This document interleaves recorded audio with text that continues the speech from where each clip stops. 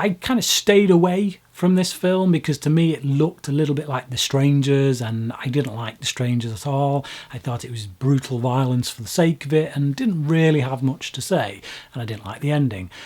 So yeah, stayed away from this one. This film's fantastic. I really liked it. You know, it's a home invasion movie.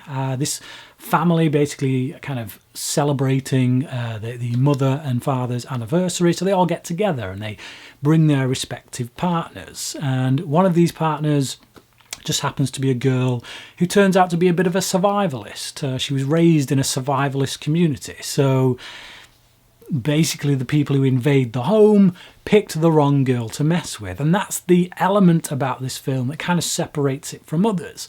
She's not a damsel in distress. It becomes that way that actually the people who have invaded the home, they're the ones who are in distress. They're the ones who become kind of picked off by this woman, this girl. She's played by a girl called Shani Vinson, and I think she's fantastic in the role. I think the rest of the cast okay, they don't blow me away most of the time, but she is definitely the standout. I'll give some spoilers just because it helps me to talk about the film at this point, and it has been, you know, well over 4 or 5 years since this came out. But basically, one of the women, one of the other partners, shall we say, of the son of one of the sons, she turns out to be one of the bad guys. In fact, one of the sons turns out to be the bad guy. In fact, more than one of the sons turns out to be the bad guy. So basically, this is a really messed up family. But this film has that same kind of dark humour that The Guest had, that kind of you shouldn't laugh at, but you can't help but laugh at because of the reactions of the people and the way that they're playing it.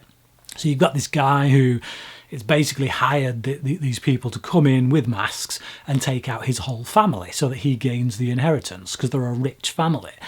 And then when it all goes pear-shaped, obviously, because this girl's taking them all down, he gets a little bit upset and he ends up having to kill his own brother, and he gets upset by that because he's had to do it rather than the people he's hired to do it. There's some crazy kills in it as well, but there's also some humorous moments. As I say, when this character, when this girl suddenly starts turning the tables, it becomes funny because you see these people who were once scary suddenly kind of being demystified. So yeah, some conventions played on as well. You know, the film sets things up to make you think you know where it's going to go and doesn't. So when she sets up this trap partway through the film, you honestly think that her boyfriend, the other brother who's in on it, is going to be the one who accidentally gets it. I could see that coming a mile off, but that got turned around and it actually wasn't him who gets it, you know, and it's, like I say, it turns out that he's in on it. So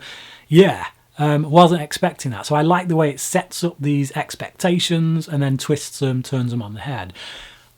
Ultimately, if you haven't seen this film, like I say, I'm sorry if you didn't want the spoilers, but I did warn you. But if you have, I want to know what you thought about it, because I thought it was excellent. I'd give it a 4 out of 5. I think it's on a par with The Guest. So yeah, I'm really looking forward to what Wingard does in the future. But let me know what you think about this film. Comment below, and until next time, thanks for watching.